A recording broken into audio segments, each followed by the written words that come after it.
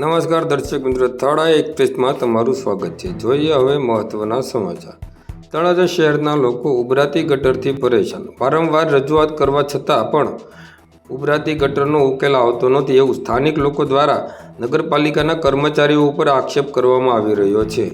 આ જે જગ્યાએ ગટર ઉભરાય છે ત્યાં નજીકમાં મસ્જિદ આવી હોવાથી મુસ્લિમ બિરાદરોને પણ પારાવાર મુશ્કેલી પડી રહી હોય તેવું સ્થાનિક લોકો પાસેથી જાણવા મળ્યું હતું.